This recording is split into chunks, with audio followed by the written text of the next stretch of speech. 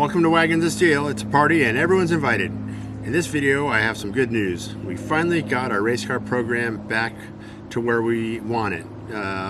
Everything isn't perfect yet. We still got lots of improvements to make, but it's better than it was. I spent a lot of time chasing my tail this year. We were hoping to do the national event and be in the thick of the divisional hunt, and none of that stuff was possible because we just weren't able to get it all together in time.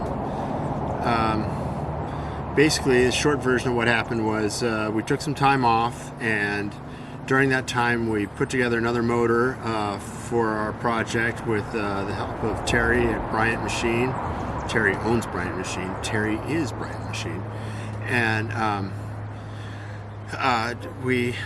we tried to do everything we possibly could, and then we got out to the track and it was really slow, and it was blowing the breather off the valve covers, and it was spewing oil all over the bottom of the hood and the engine compartment, and we're just trying to figure it out. We had the engine in and out of the car a couple times, and eventually we discovered that it was the rings were in the wrong order. You know, it's a complicated set of rings, and we got it wrong. So we put them in right, and everything seemed to be getting better, but not better enough. Something was wrong. We were supposed to be going bottom of the 11s, eventually going to the 10s.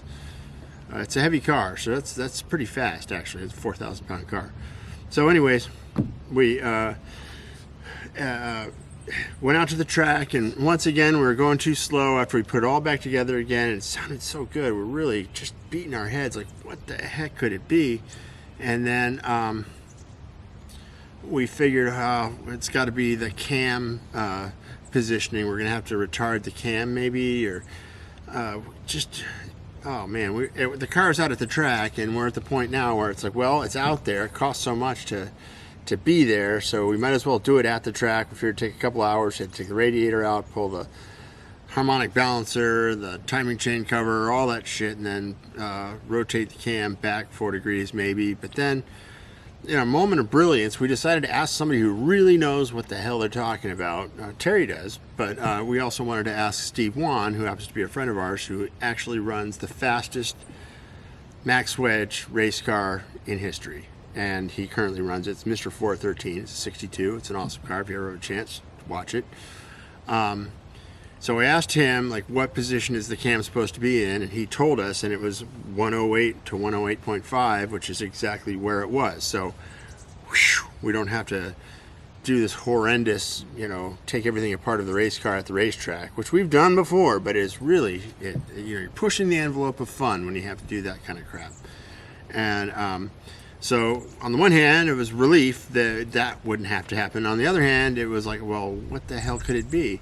Because we've really been through this thing. And so I remembered that after the first time we'd gone out and been slow, that the car was having it was hard starting, which is, it's because well, there's a lot of reasons it could be because of, but usually all else being equal, it's because those cars have so much timing in them and so much compression that it puts the starter under a lot of strain.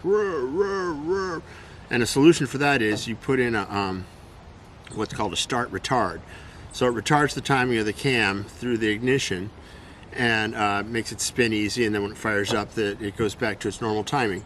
And my ignition system, the MSD 7AL3, has that function. So I hooked it up, and it turns out when I would turn the key, it would stay on. So basically I was running with 20 degrees of timing when I was supposed to be running with 38 plus degrees of timing.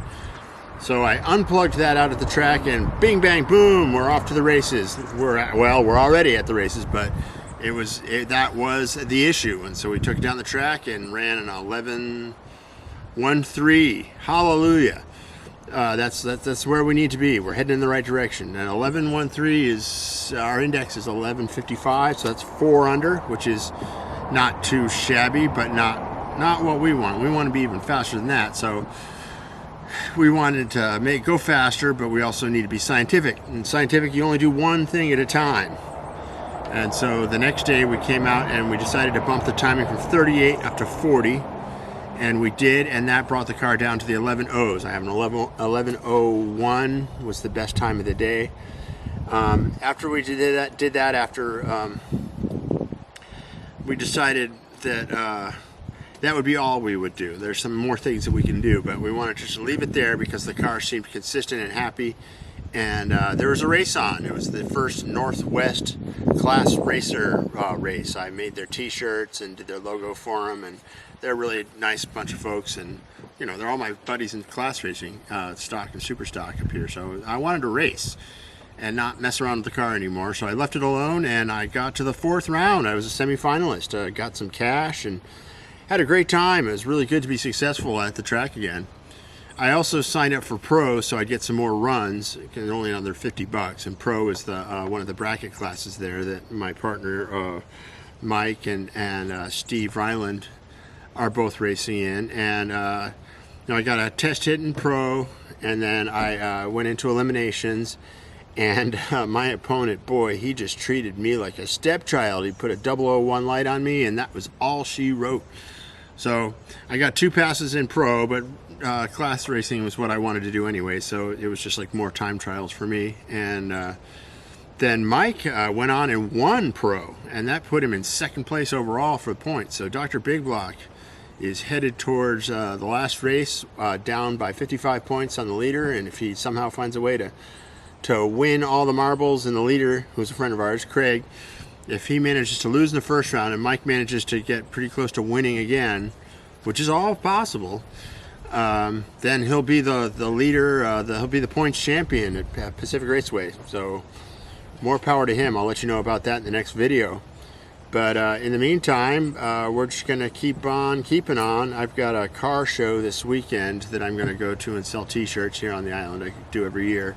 But then pretty soon after that, we'll probably, I'm not really sure what race we'll go out to, but we got to go out and try some more things and make our car even faster. I think I probably could have gotten a 1099 at one point this weekend, but I had to let off because, you know, in bracket racing, you want to take the tightest margin you can. If you're out ahead, you want to let off. So we're heading deep into the, you know, we're heading shallowly into the 10s, not deep yet, but I have high hopes that eventually we'll be able to maybe get the 1070s we're looking for.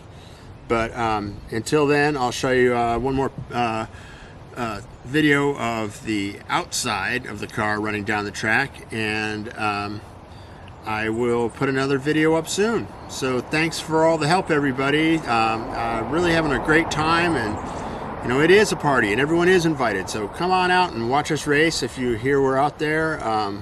I'll try and let you know.